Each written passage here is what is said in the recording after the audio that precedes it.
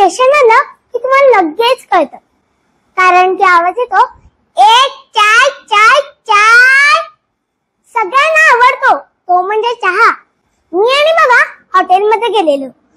त्या हॉटेलमध्ये लिहिलं होतं की साधा चहा 5 रुपये आणि स्पेशल चहा 10 रुपये. बाबांनी साधा चहा घेतला, मी स्पेशल चहा घेतला.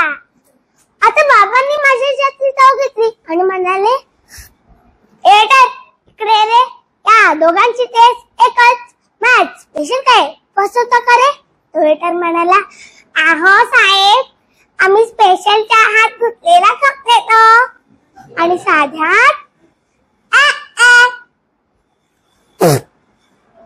मी आणि बाबा मित्राच्या घरी गेलेलो.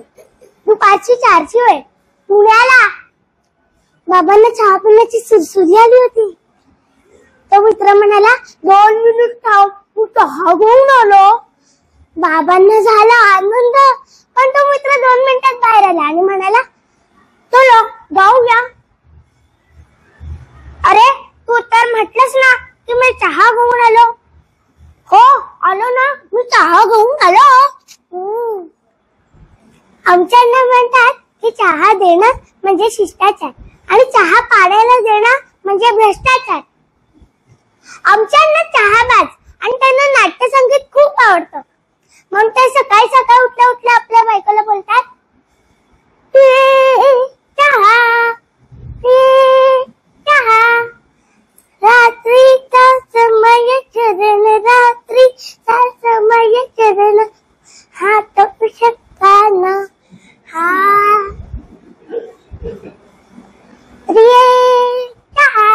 अगं कुठे गेली चहा? तशी अन्नीच म्हणजेच अण्णांची बायको तर कशा आवाजात ओरडली, जायला मेले लक्षण सारखा चहा चहा चहा. माझ्याशी लग्न करण्याच्या ऐवजी चहावालीशी लग्न केलं असतं तर बरं झालं असतं. घ्या डोसा. अडमले अण्णा शांतपणे पित होते आणि पेपर वाचत होते. अण्णा अचानक कोसळले. कोणी म्हणाला हार्ट अटॅक आहे, तर कोणी म्हणाला काय, तर कोणी म्हणाला काय. पण अण्णा उठून म्हणाले, काही नाही, इतर चहागाई म्हणजेच चहाची महागाई. पूर्वी बरं होतं, साखर महाग झाली.